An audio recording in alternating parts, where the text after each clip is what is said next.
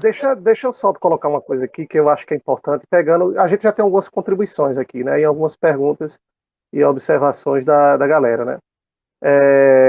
Alguém pode se perguntar, veja que a maior parte dessas descobertas justamente se dá na Europa, né? E depois nos Estados Unidos, propriamente, né?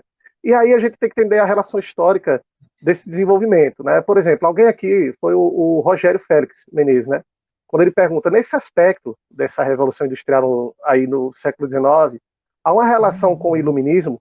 Claro que há, não só com o iluminismo, mas também com os séculos anteriores ao iluminismo, né? O iluminismo é aquilo que a gente chama de ilustração no século XVIII, né, e no século XVII, principalmente na França e Inglaterra.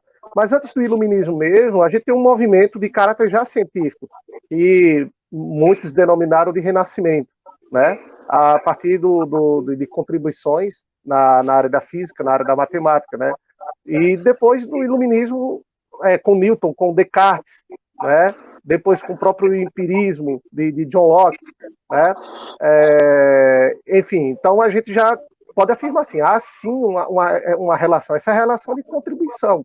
Então, as invenções científicas do século XIX, elas não estão isoladas no tempo e no espaço.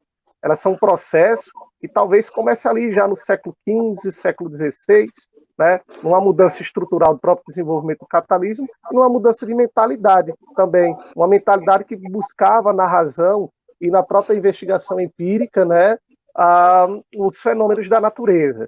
Então, a gente pode afirmar que sim.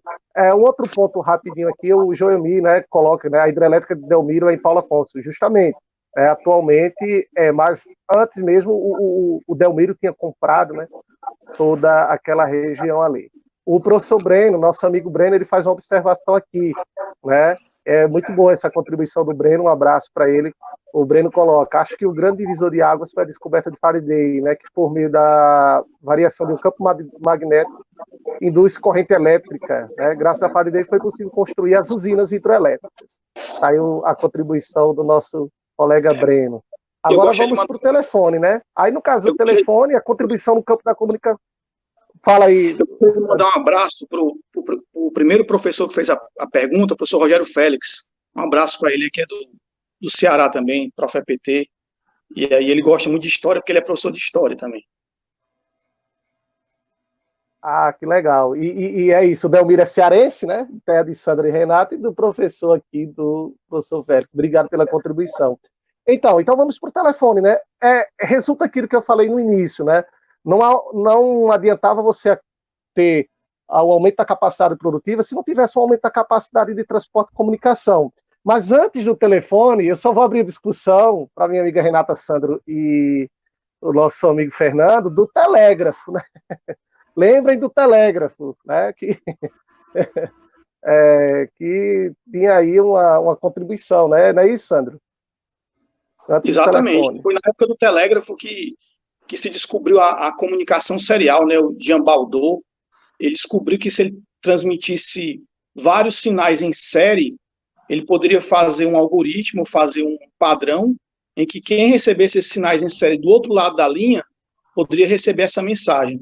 E aí ele inventou a velha comunicação serial, que a gente usou até pouco tempo atrás e continua usando hoje na eletrônica, que a gente tinha até pouco tempo atrás os mouses seriais, até uns 15, 20 anos atrás.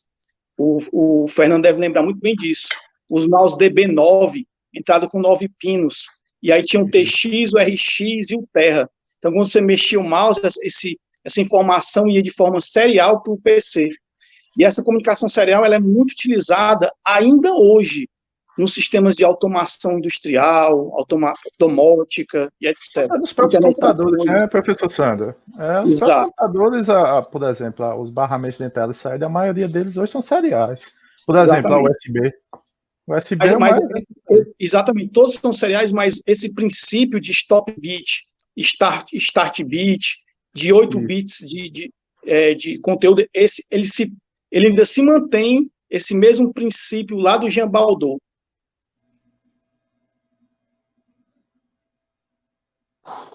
Tá vendo aí onde o telégrafo, né, a discussão sobre o telégrafo, onde foi parar, né? Que legal, que legal. Então, Renata, é isso aí. O telefone tá aqui, né? O Graham-Bell obtém a patente, aquilo que a gente falou, né? Do telefone. Então, isso é um ponto interessante também.